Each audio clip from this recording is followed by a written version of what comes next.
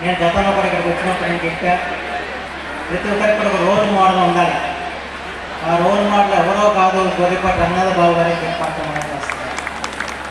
వారు ఒక వ్యవసాయ కుటుంబంలో జన్మించి విద్య ద్వారా వాళ్ళు అమెరికా దేశానికి వెళ్ళటం, అమెరికా దేశంలో ఆయన ఎంతోమంది అమెరికా వెళ్ళారు, ఎంతోమంది సంపాదిస్తున్నారు, కోట్లు గడిస్తున్నారు.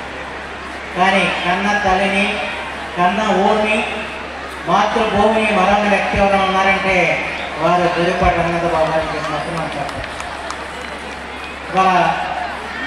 వారు క్రిస్మస్ చేసే దాన ధర్మాలు అన్నీ కాదు. ప్రత్యేకించి ఎవరైతే పేదవాళ్ళు ఉన్నారో ఆ పేదవాళ్ళకి అండగా నిలవాలి, వాళ్ళ జీవితాన్ని బాగుపరచాలని చెప్పిన ఆలోచన గల గొప్ప వ్యక్తి వారు. బౌద్ధ ఆలోచన గలవారు, బుద్ధుడు మార్గం నడవాలని చెప్పి అనుకునేవారు. బుద్ధుడు కులమతాలను నిరసించాడు, సమసమాజాన్ని ఆకాంక్షించాడు. అందుకే వాళ్ళు ఆయన సమాజంలో ఎవరైతే బాధాతత్తులు ఉంటారో వారికి మన చేతనే సహాయం చేయాలని చెప్పిన ఆలోచన కలవాలి.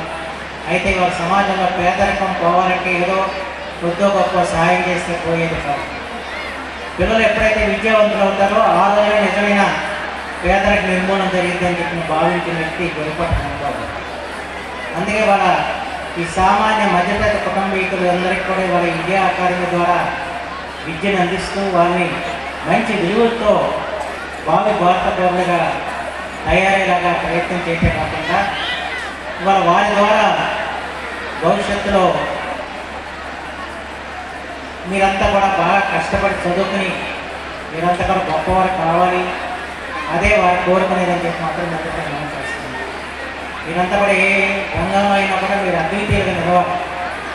స్వామి వివేకానంద ఒక మాట చెప్పారు, 100లో ఒకరిగా ఉండకు, 100లో ఒకరిగా ఉండాలని చెప్పారు. అలాగే మీరందరూ కూడా 100లో ఒకరిగా ఉండాలని చెప్పి ప్రయత్నం చేయండి.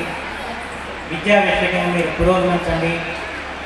విద్య ద్వారా మళ్ళా మీ తల్లిదండ్రులకు గౌరవం తీసుకోండి, మీ గ్రామాన్ని గౌరవించండి, మీ దేశాన్ని గౌరవించండి అని చెప్పి మాత్రం అందరూ కోరుకుంటూ, ఇందాక డాక్టర్ గారు ఒకసారి చెప్పినట్టు వారు 2 పుస్తకాలు మీకు బహుమతులు ఇచ్చారు.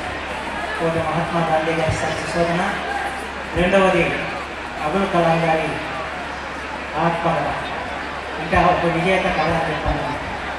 ఆయన కూడా ఒక సామాన్యమైన కుటుంబంలో జన్మించి ఇవాళ భారతదేశం రాష్ట్రపతి వ్యక్తి అయితే అనుక్షిపంగా తయారు చేసిన మహానుభావుడు అబ్దుల్ కలాం. ఆయన జీవితం మీకు ఎప్పుడు కూడా ఒక ఆలస్యం కావాలని చెప్పి అర్థం కోరుకుంటున్నాను. ఎందుకంటే కృషి చేస్తే మనుషులు రుచులు అవుతారు, మహాపురుషులు అవుతారు, తరాలకి త్యాగం వెళ్ళిపోతారు. అలాగే మీరందరూ కూడా కృషి ద్వారా మీరు ఉన్నత శిఖరాలకి అధిరోహించాలని మాత్రం నేను కోరుకుంటూ, అలాగే తల్లిదండ్రులు నిలబడి ఈ కార్యక్రమాన్ని ఉద్దేశించిన వాటిని ప్రత్యేకించి నేను అభినందన తెలియజేస్తున్నాను. ఎందుకంటే చాలా చోట్లగా వార్షికోత్సవం జరుగుతాయి, తల్లిదండ్రులు అనుకోండి. కానీ విజయ కాన్వెంట్కి వచ్చేప్పటికి ఇక్కడ మాత్రం అందరూ తల్లిదండ్రులు కూడా ఖచ్చితంగా రావటం, పిల్లల ప్రదర్శన చూడటం, వాళ్ళ విద్యా విషయంగా వాళ్ళు సాధించిన పురోగతిని గమనించడం, ఇది గొప్ప విషయం చెప్పి మాత్రం మనం చూస్తూ, ఎందుకంటే పిల్లల మీద పాఠశాల పంపించి వదిలేయద్దు, వాళ్ళ యొక్క పురోగతి ఏ విధంగా ఉన్నది, వాళ్ళ నడవడిక ఏ విధంగా ఉన్నదో మాత్రం గమనించాల్సిన బాధ్యత తల్లిదండ్రులకు ఉందని చెప్పి మాత్రం ఈ సందర్భంగా మనం చేస్తూ, అలాగే రోజున డాక్టర్ రమేష్ బాబు గారు, శ్రీ శారద గారు